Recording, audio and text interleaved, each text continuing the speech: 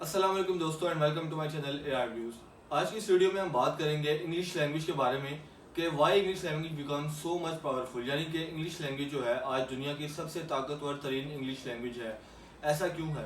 इसके लिए हमें कुछ सवालात हैं जो हमें जवाब चाहिए और उनके लिए हमें जाना होगा 70 ईयर्स पीछे, यानी कि पाकिस्तान आज़ाद होने से पहले, जब ब्रिटिश राज था, यानी कि हर तरफ बरतानिया की हुकूमत थी। मशरिक से लेकर मगरब तक, शुमाल से लेकर जनूब तक, हर तरफ इनकी हुकूमत थी। अगर आप उस टाइम का दुनिया का नक्शा देखें तो दुनिया के एक कोने पे ब्रिटिश राज है तो दूसरे कोने पे भी ब्रिटिश राज है। हर तरफ ब्रिटिश राज था चारों डायमेंशन से।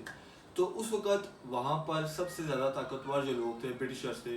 अराउंड 25% ऑफ द वर्ल्ड वो लोग कंट्रोल कर रहे थे और 700 मिलियन पीपल्स के राज कर रहे थे। तो इसलिए वहाँ पर इंग्लिश लैंग्वेज उनकी थी वो प्रमोट हुई। उसकी वजह क्या थी? वहाँ की जो लोकल कम्युनिटीज़ थी, जिस तरह के वहाँ पे लोग रहते थे, सोसाइटीज़ थी, उनको अच्छी जॉब चाहिए थी।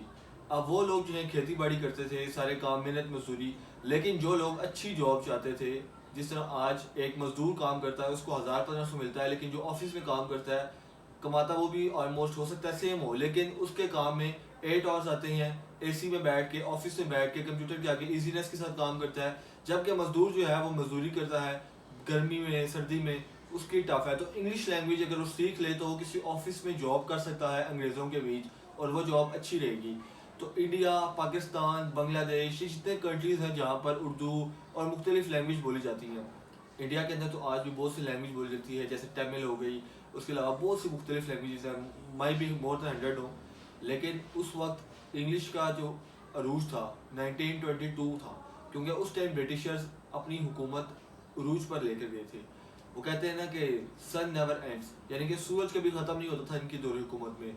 यानी कि अगर ये लोग यहाँ बैठे हुए हैं इंडिया के अंदर, यहाँ पर सूरज गरूब हो रहा है, तो अगर हम दूसरा कोई कंट्री देखें तो वहाँ सूरज आफ्ताब हो रहा होगा। यानी कि एक तरफ सूरज गरूब हो रहा है और दूसरी तरफ उनका राइज हो रहा है। सन राइज, सन शाइन, दोनों चीज़ें ब्रिटिश गवर्नमेंट के अंदर हो रही थी और ये उनकी पावर का आलम था। उसके बाद हुआ क्या कि लोगों ने जॉब्स के लिए इंग्लिश सीखना शुरू कर दी और वो लोग उनका हिस्सा बन गए और इंग्लिश लैंग्वेज प्रमोट हुई। और उसके बाद सर सैयद अहमद ख़ान ने भी एक इंग्लिश स्कूल खोला था, द मोहम्मदियंस करके।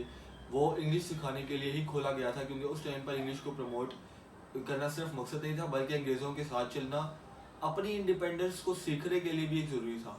कायद-ए-आज़म मोहम्मद अली जिन्ना जो थे वो भी इंग्लिश स्पीक करते थे। लोगों को समझ नहीं आती थी कि क्या बोल रहे हैं, लेकिन लोग फिर भी उनकी बात पर तालियां बजाते थे।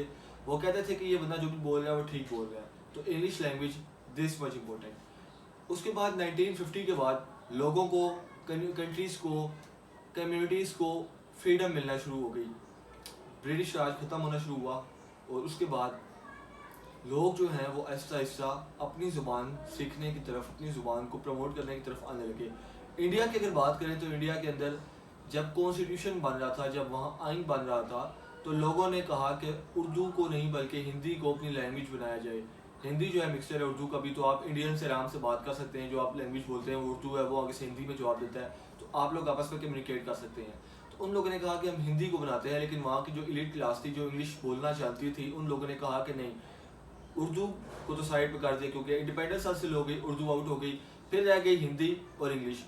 लोगों ने कहा कि हम हिंदी को ही बनाएं अपनी कौमी लैंग्वेज, लेकिन वहाँ पर लोगों ने भी कहा कि तमिल को क्यों नहीं, तेलुगु को क्यों नहीं, भोजपुरी, मुख्तलिफ लैंग्वेजेस को क्यों नहीं, और इंग्लिश को क्यों ऑफिशियल लैंग्वेज बनाया जाए। वहाँ पर ये काफ़ी हुआ था और एक प्रॉपर एक कंपेन चली थी इंडिया के अंदर कि हमने हिंदी लैंग्वेज को ही प्रमोट करना है और एलिमिनेट करना है इंग्लिश लैंग्वेज को, हमें इंग्लिश लैंग्वेज की ज़रूरत नहीं है।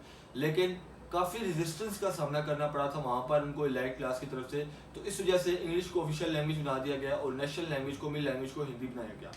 उसके बाद अगर हम बात करें वर्ल्ड वॉर की, जब वर्ल्ड वॉर चल रही थी तो उसमें दो यूनाइटेड्स थी उस टाइम पे, एक थी अलाइस, एक थी एक्सिस। ये दो कंट्रीज जो थे एक टीम की तरह काम कर रहे थे, जिसमें आता है अमेरिका, ब्रिटेन और जर्मनी। ये आपस में लड़ रहे थे सारे मिलजुल के, और जर्मनी जो है उस टाइम पर हार गया था। जर्मनी, जापान, ये दो कंट्रीज जो है आपस में ज्वाइंट होकर वॉर कर रहे थे अगेंस्ट अमेरिका एंड ऑस्ट्रेलिया वगैरह जो दूसरे कंट्रीज हैं, लेकिन ये हार गए तो इनकी लैंग्वेज डिमोट हो गई। हिटलर जो है वो हार गया था, Adolf Hitler, you might know him. Hitler के बारे में भी हम किस टाइम पे बनाएंगे वीडियो। तो हिटलर हार गया, जर्मनी की लैंग्वेज डाउन हो गई, पीछे हो गई, और जो इंग्लिश बोलने वाले कंट्री थे जिसमें अमेरिका आ गया, आपका ब्रिटेन आ गया, ये लोग वॉर जीत गए थे। तो इनकी डोमिनेंस आ गई, यानी कि इनकी ताकत का नज़ारा हो गया पूरी दुनिया को। उसके बाद اگر ہم آج کی بات کریں تو گوگل، یوٹیوب، فیس بک، ہالی ووڈ موویز، انگلش سانگس ہر جگہ فیمس ہے. امریکہ نے کیا کیا کہ ورلڈ وار کے اندر حصہ نہیں لیا، اپنے سولجرز نہیں بھیجے اور خود کنٹری وائز جا کر اٹیک نہیں کیا، بلکہ وارز کے اندر سپلائی کی وار آئٹمس جو جنگ لڑنے کے کام آتی ہیں، ٹینکس ہو گئے. اس کے علاوہ لوگوں نے ان کی کرنسی بھی خریدی، ڈالرز. جب وار چل رہی تھی تو کرنسی ڈاؤن ہو جاتی تھی. اگر پاکستان ابھی جنگ میں جائے تو پاکستان کی جو روپیز کی ویلیو ہے وہ 180 اگر ہے تو 180 سے ہو سکتا ہے 280 میں چلا جائے. تو جن کے پاس ڈالرز رہیں گے ان کی تو ویلیو سیم رہے گی.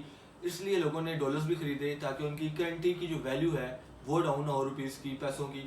تو امریکہ کو وہاں سے بہت بوم ملا، امریکہ نے بہت ترقی کی کیونکہ ان کے ڈالرز چلنا شروع ہو گئے، لوگوں نے خریدا کیونکہ امریکہ اس ٹائم پہ اسٹیبل کنٹری تھا.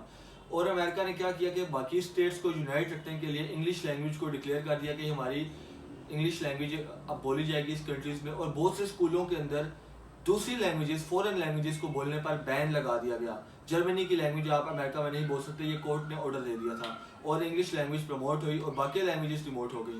اور آج انگلش لینگویج کے اندر ہماری اب کیونکہ اس ٹائم پہ امریکہ جو ہے وہ کافی اکنامک لحاظ سے طاقتور بن چکا تھا، امریکہ کی موویز چل پڑی، گانے چل پڑے، سانگس وغیرہ یہ سب، تو امریکہ جو ہے ایک فیمس چالو ہو گیا. اس کے علاوہ آج کی بات کریں تو جتنے بھی ہماری انٹرنیٹ ہے، انٹرنیٹ جو بیسک چیز ہے وہ بھی اب آپ کو پتہ چلتا ہوگا کہ امریکہ میں بنا ہے. انٹرنیٹ امریکہ کی ایجاد ہے، یوٹیوب، فیس بک یہ سب امریکہ کی ایجاد ہیں، لوگ یوز کرتے ہیں. اب یہ سارے سافٹ ویئر انگلش میں یوز ہوتے ہیں تو آپ لوگ انگلش سیکھتے ہیں اور ان کو یوز کرتے ہیں. جس کو انگلش یوز نہ کرنی آتی ہو، بولنے نہ آتی ہو، وہ بھی یوٹیوب کے اوپر کام کر رہے ہیں. وہ کیسے؟ کیونکہ یہ American products, American soft where ہے. گوگل ہو گیا آپ کا، مائکروسافٹ ہو گیا، ایپل پروڈکٹس ہو گئی، سب انگلش میں آتی ہیں. تو آج بھی اگر آپ گوگل میں جا کے سرچ کریں تو 63% جو ویب سائٹس ہیں وہ آپ کو انگلش میں ملیں گی. ٹریڈنگ جتنی بھی ہوتی ہے کنٹریز کے درمیان وہ سب انگلش میں ہوتی ہے. تو انگلش جو ہے اس لیے پروموٹ ہوئی کیونکہ وہ ایک تو برٹش راج میں تھی، اس کے علاوہ امریکہ جو ہے وہ سپر پاور بن گیا کنٹری وائز، اپنی کنٹری کو اس نے اکانومیکلی لحاظ سے پروموٹ کیا. تو اس لیے انگلش لینگویج پروموٹ ہوئی کیونکہ پروڈکٹس وہاں کی آنا شروع ہو گئی، وہاں کی ویب سائٹس چلنا شروع ہو گئی، تو انگلش لینگویج کو وہاں سے پروموٹ ملا. آج کے لیے اتنا ہی. دیکھتے رہے میرا channel AR Reviews. Take care, اللہ حافظ.